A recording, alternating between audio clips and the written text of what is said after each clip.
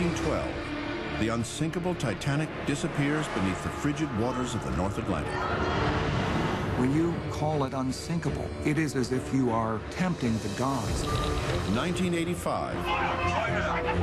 After years of searching, explorers discover the wreck, broken in 2 sections.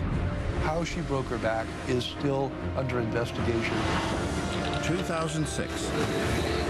A new expedition uncovers missing pieces and surprising new evidence. Evidence that may forever change what we know about Titanic's final moments. You would almost think that the story has been told. There are things on Titanic that are not understood. The physical ship on the bottom still has a lot to tell us. That is the most significant Titanic footage I've ever seen in my life. Oh my God, unbelievable.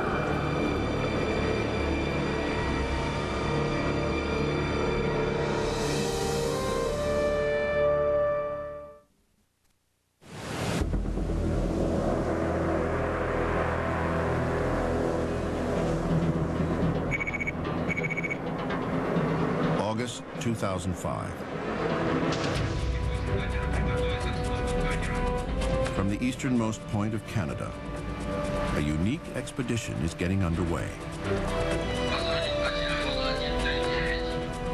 This Russian scientific research vessel, the Keldysh, is one of the few ships in the world equipped to explore a region as dangerous and inaccessible as outer space, the ocean depths.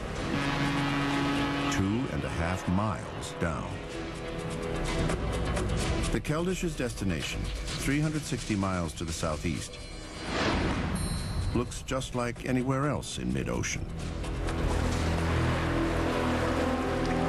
But miles below lie the remains of an object that has excited the popular imagination for nearly a century.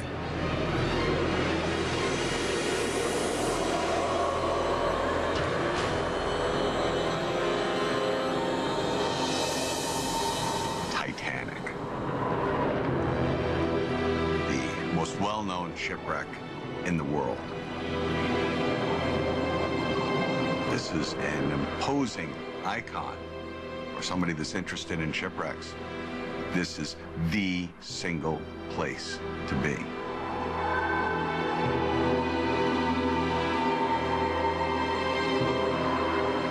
It's not the deepest shipwreck. It isn't the shipwreck that had caused the greatest loss of life. But yet, it stays in the public consciousness. Everyone knows of the Titanic.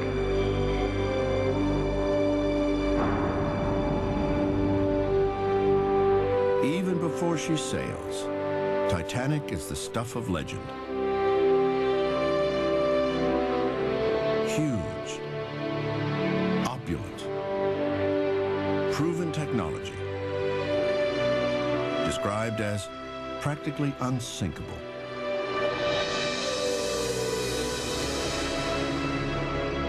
When she does sink, Titanic becomes mythic. A tragic metaphor for hubris and the terrible arithmetic of survival. It's hard to imagine that night without wondering, how would I have acted? These people were facing moral choices about whether they themselves would live or die, or whether someone else would die in their place. These were agonizing decisions, and I think when we think about the Titanic, we try on those decisions for size. We wonder how we would measure up in that kind of extreme moral dilemma. Bob Ballard's successes and a penchant for promoting them have provoked respect and jealousy. When the wreck is located in 1985, Titanic's legend only grows further, unleashing a flood of books, feature films, television documentaries. When they displayed these artifacts, they made $1 million. Now, more than 90 years after the sinking, and over 20 years since the discovery, is there anything new to be learned about Titanic?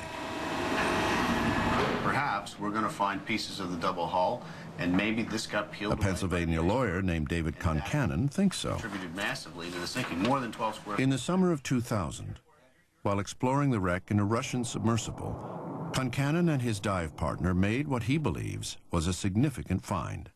Anatoly Segalevich, the head of the expedition for the Russians, and Michael Harris and myself found what we believe are sections of the hull, long sections as if a potato had been peeled back, ribbons of steel, far, far, far, far south of the known area of the wreck site.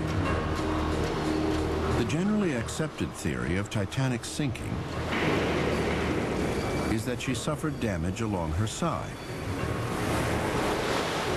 What's interesting about this drawing of the bottom cutting is that Concannon believes what he and his dive partner discovered could prove that there was additional damage to her bottom. But there's a problem. we were firing off hundreds of still photographs, and unfortunately, when we came to the surface, we discovered that the film was not advancing in the camera. So now, in August 2005, this expedition is setting out to relocate and document what David Concannon saw 5 years ago. This is a very critical photograph. This is... Leading the investigation are John Chatterton and Richie Kohler, You can clearly see...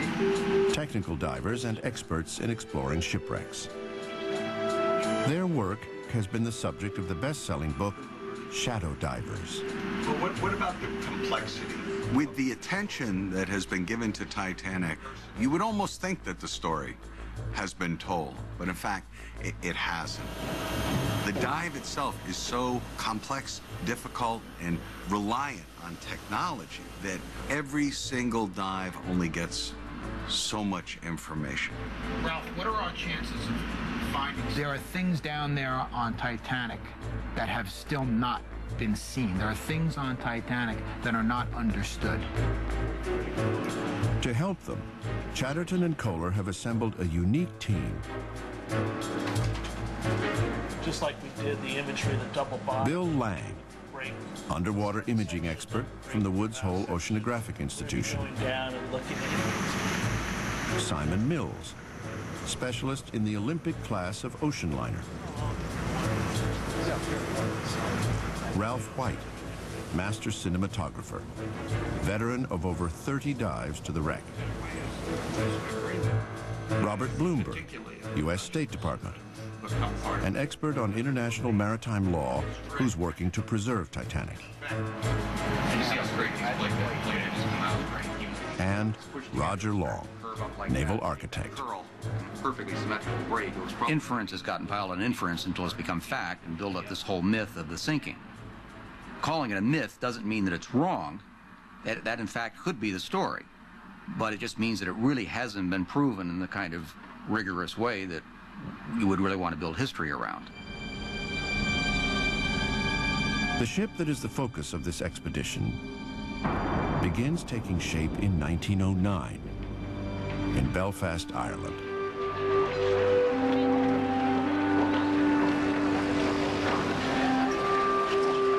But Titanic's real roots lie in America, the land of opportunity.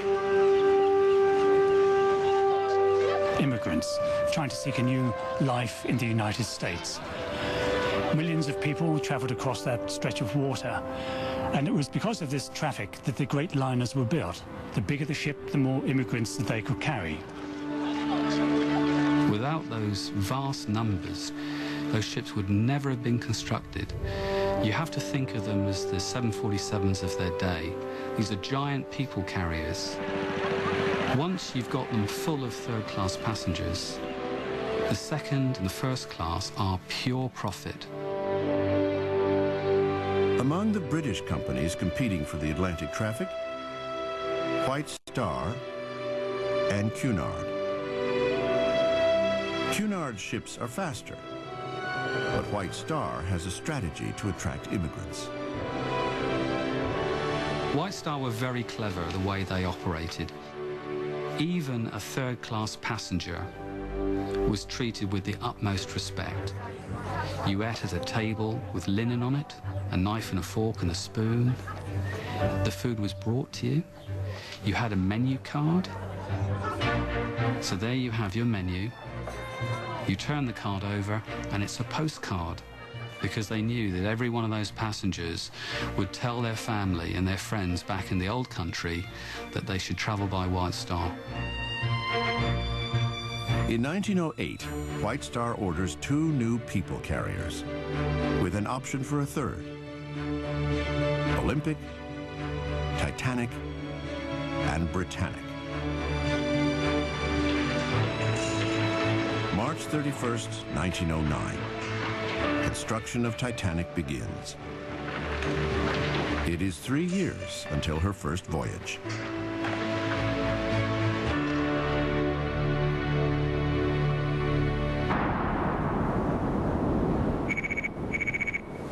Aboard the Keldysh, an hour after departure. This expedition, and they're just looking forward, have just real... As the team starts their first formal meeting with the Russians, everyone knows the key player is the scientist in charge of the Mir submersibles, Dr. Anatoly Segalevich. I would like to say welcome on board our ship. I hope this quite short operation... Anatoly's greeting is polite, but he has bad news. A storm in the North Atlantic is gaining strength and heading for the wreck site. There's no time to spare. And I think that we have 3 double dives. I think that we will do it during... Only 3 dives. The team had been counting on more. For the installation. Thank you very much. Thank you. See you tomorrow. Have a nice day.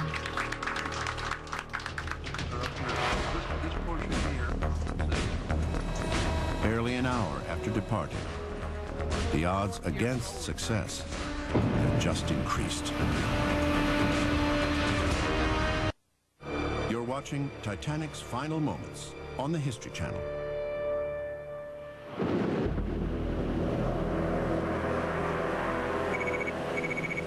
Day 2 of the expedition.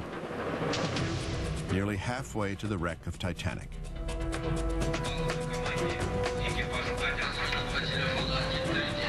While Russian technicians prepare the Mir submersibles, the History Channel team reviews the dive plan. A portion of the double bottom. What I hope is going to happen when we get down to this newer area tomorrow is that we're going to see some sections of the hull, and I really want to know where they came from. We are here to try and look in a new area, because what I believe is in this area is evidence that could change the commonly held beliefs about the sinking of the Titanic and what actually happened on the night of April 14th, 1912. 5 years ago, David Concannon sighted a piece of steel that he believes is part of Titanic's bottom hull, torn off by the iceberg. David believes that there's more to the sinking of this ship than just the damage along the starboard side. He passionately believes the ship also hit something on the bottom side. Is it possible Titanic did not just sideswipe the iceberg, but also ran over it, damaging her bottom? We'll think of them as planks. The tops of the sides. It's a scenario known as the grounding theory. The icebergs tend to, as the top melts, they tend to have these very long projections. And that's another thing that causes me to lean towards a grounding theory. It would be very surprising if there wasn't something under that iceberg for them to ground on and to damage the bottom. If there was any inner bottom damage at all, then everything that we've known and believed about the collision is wrong. So our goal is to somehow, some way, get back to this location where David Concannon dove in the year 2000, document it with film and video, and then see if we can link that to the rest of the shipwreck. To do that, the team, led by wreck divers John Chatterton and Richie Kohler, will need state-of-the-art technology, the Mir submersibles. Dr. Anatoly Segalevich, in charge of the Mirs, gives